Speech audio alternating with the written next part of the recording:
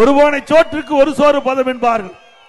அதுபோல இந்த அரசாங்கம் செய்கின்ற தவறுக்கு இந்த மாநகராட்சியினுடைய நிர்வாகமே சான்று. இங்க மட்டும் இல்ல, கோயம்புத்தூர்லயும் மேயரை மாத்திட்டாங்க. அங்கேயும் கவுன்சிலர்கள், ஆளுங்கட்சி கவுன்சிலர்கள் பங்கு பிரிக்கின்ற பிரச்சனை வந்து அங்கேயும் பிரச்சனை. காஞ்சிபுரத்தில் நம்பிக்கையில்லா தீர்மானம் கொண்டாந்தாங்க. யார்? ஆளுங்கட்சி கவுன்சிலரே நம்பிக்கையில்லா தீர்மானம், ஆளுங்கட்சி சேர்ந்த மேயர் மீது நம்பிக்கையில்லா தீர்மானம். அதே போல திருநெல்வேலியில அங்கிருக்கிற மேயர், அங்கிருக்கின்ற கவுன்சிலர், திமுக கவுன்சிலர்களே அங்கே நம்பிக்கையில்லா தீர்மானம் கொண்டு வந்து வாக்கெடுப்பு நடத்தி அங்க திமுக வெற்றி பெறுது. ஆக எப்படி அனைத்திலுமே திமுக மேயர் தான் நிர்வாகம் பண்றாங்க.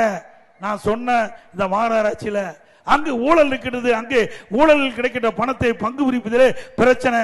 அதனால இப்படிப்பட்ட நிகழ்வு நடைபெற்றுக் கொண்டிருக்கின்றன. ஆக இந்த அரசு ஊழல் அரசு என்பதற்கு இந்த மாநகராட்சியில் நடைபெறுகின்ற ஊழலே சாட்சி.